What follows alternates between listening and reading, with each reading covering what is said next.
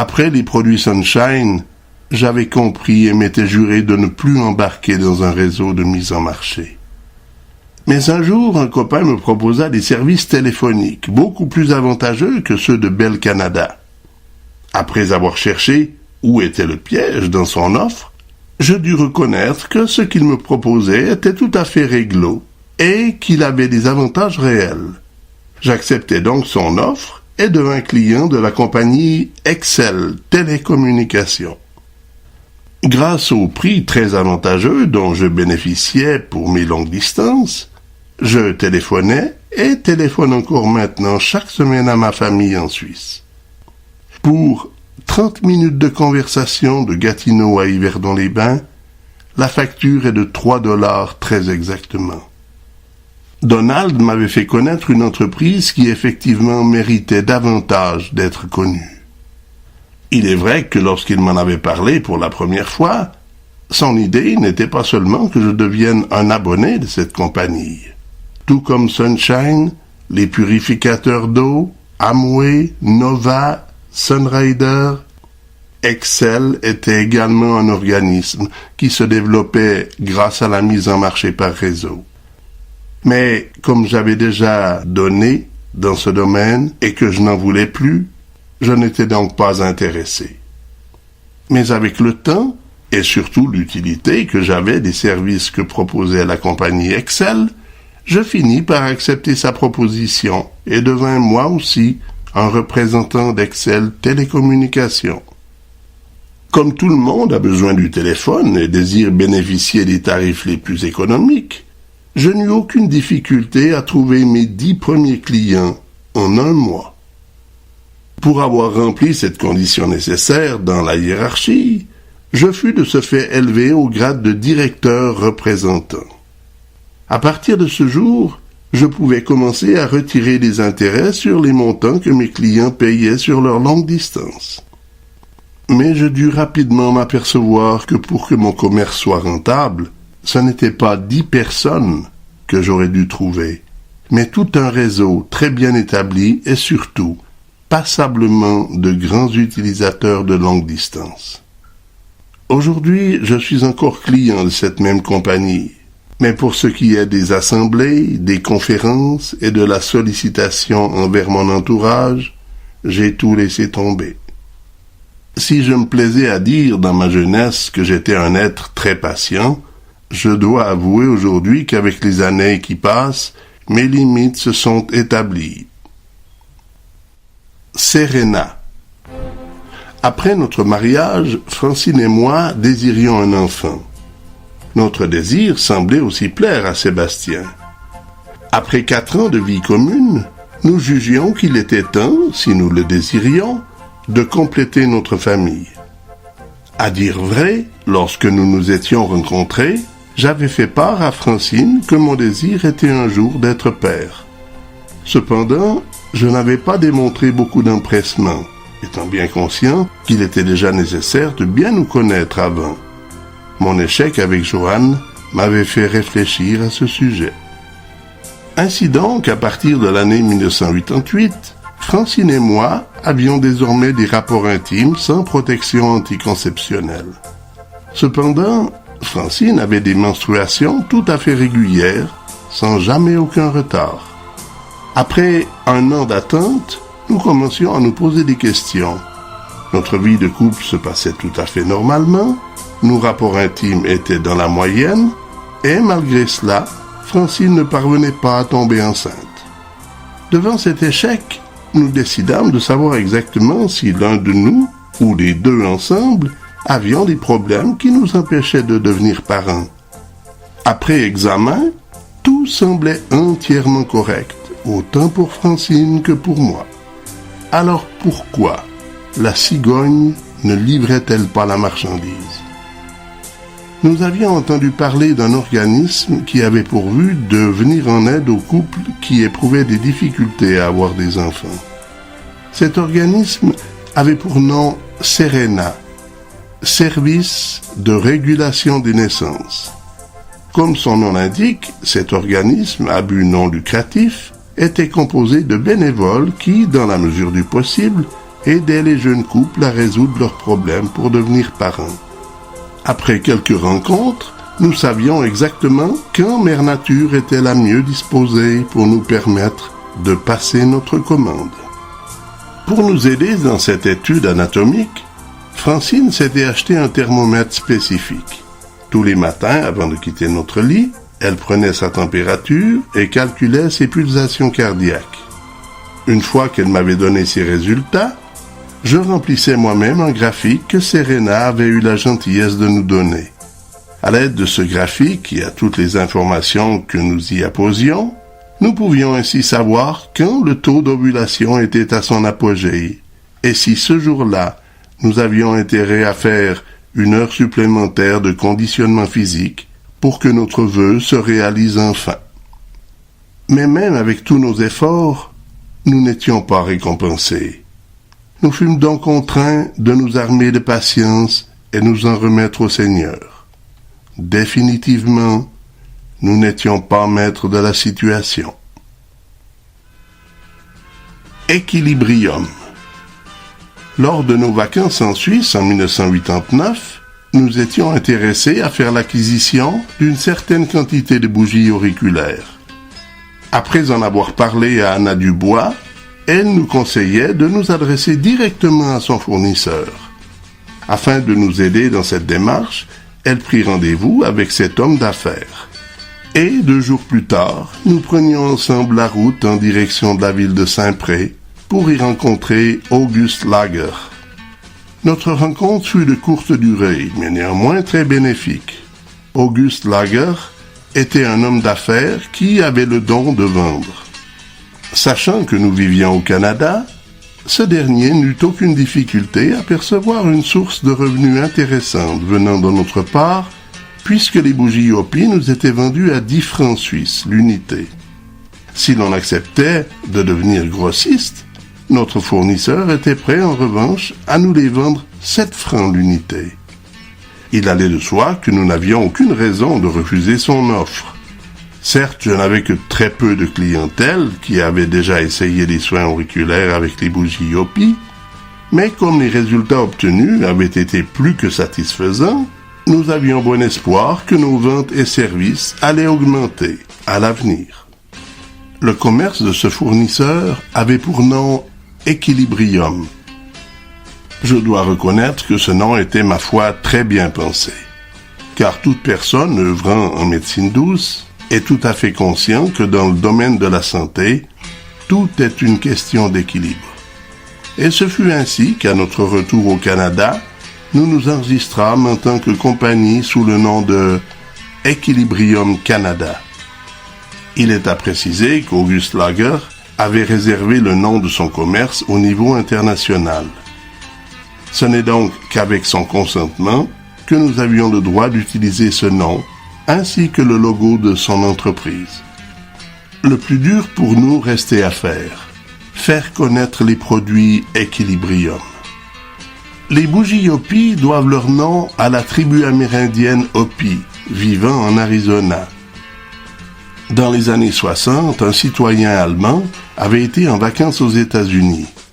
Lors de son passage en Arizona, il fut à la fois intrigué puis séduit par la façon simple et naturelle qu'avaient les autochtones pour assurer l'hygiène de leurs conduits auditifs. Ils utilisaient pour cela des bougies auriculaires.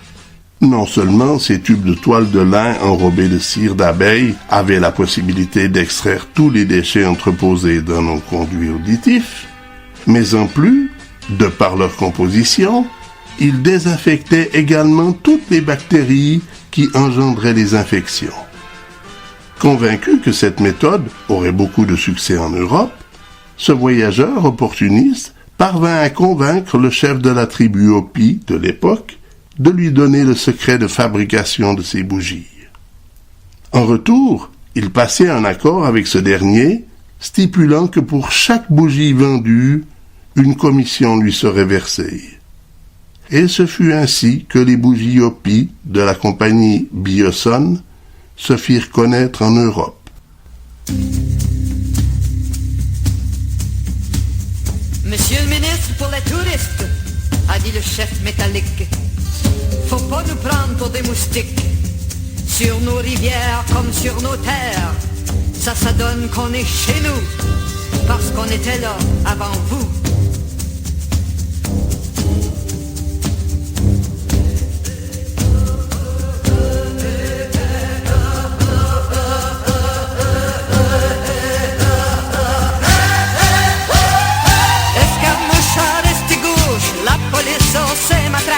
Qu'est-ce que dit le chef Micmac, go back? Escarmouche à rester gauche, la grosse presse sort ses Kodak. On déterre les tomahawks, wow back. Pour nous empêcher de pêcher, faudrait nous mettre en prison. Ce serait pas bon pour l'opinion. Vous venez nous voler nos filets, un coup parti, essayez d'en nous mettre dedans comme des poissons. Escarmouche à rester gauche, la police sort ses matraques. Qu'est-ce que dit le chef Micmac, go back? Escarmouche à rester gauche, vous faites mieux de checker vos claques avant de traverser la traque, wow back. Monsieur le ministre, pour les touristes, vous voulez garder nos saumons pour vos amis Americans. Si vous souhaitez nous faire sauter, demandez donc une bombe à neutrons au grand patron Mr. Reagan. Escarmouche à rester gauche, la police sort ses matraques. Qu'est-ce que dit le chef Micmac, go back? Escarmouche à rester gauche, quand homme blanc passe à l'attaque, on répond du tac au tac, wow back. Avec vos usines de toxines, nos poissons meurent de pollution, nous sautent avec de toute façon. Si vous voulez avoir la paix, laissez-nous manger notre saumon. On sera plus là, ce sera pas long. Escarmouche à rester gauche, la police sort ses matraques. Qu'est-ce que dit le chef Micmac, go back? Escarmouche à rester gauche, Micmac puis portez pack-sac, et conduire vos Cadillacs, wow back. Monsieur le ministre, pour les touristes, a dit le chef métallique, faut pas nous prendre pour des moustiques. Sur nos rivières comme sur nos terres, ça donne qu'on est chez nous, parce qu'on était là avant vous. Escarmouche à rester gauche, la police sort ses matraques. Qu'est-ce que dit le chef Micmac, go back? Escarmouche à rester gauche, la grosse presse sort ses Kodak. On déterre les tomahawks, go back.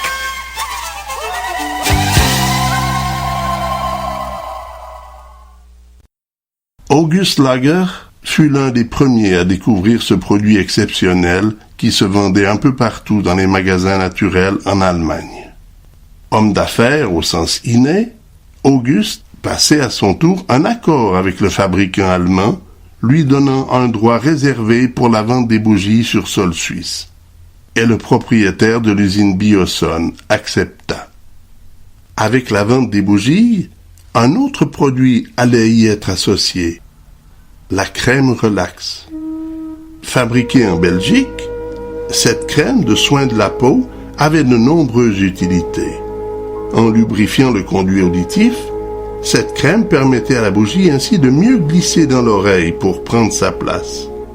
Deuxièmement, les qualités de cette crème étaient à la fois multiples et magiques. Si la bougie accidentellement avait blessé le conduit auditif d'une personne en pénétrant dans l'oreille, la crème relax l'aurait instantanément soulagé.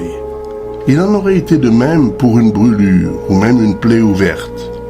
Cette crème est un produit tout à fait exceptionnel, presque magique.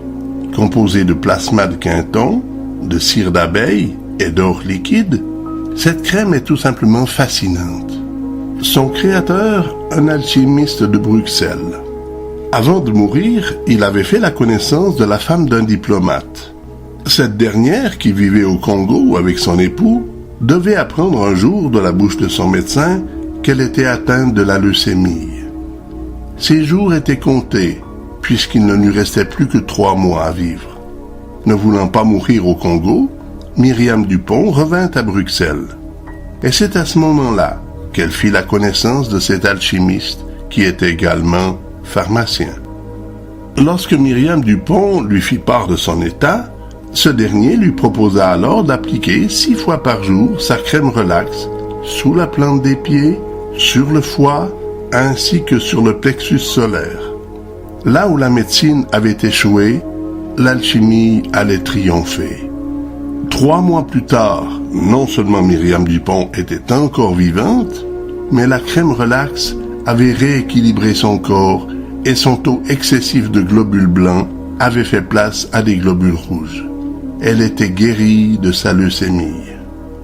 Après un résultat aussi extraordinaire, Myriam s'intéressa aux travaux de ce génie, si bien que ce dernier, quand il mourut, laissa à Myriam sur son testament le secret de fabrication de cette crème miraculeuse.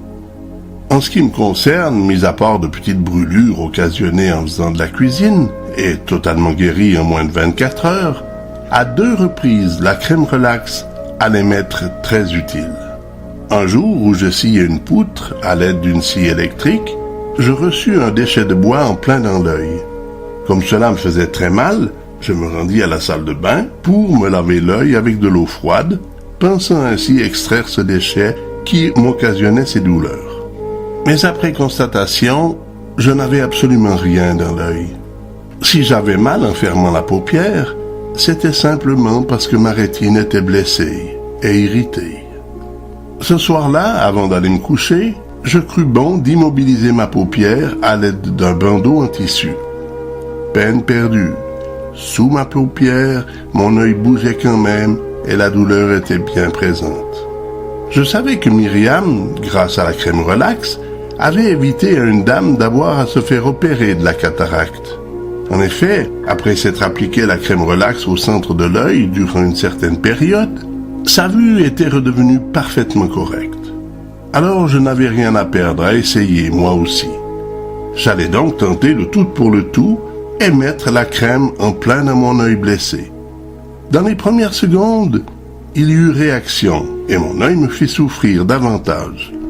Mais par la suite, la douleur se calmait et je pus m'endormir.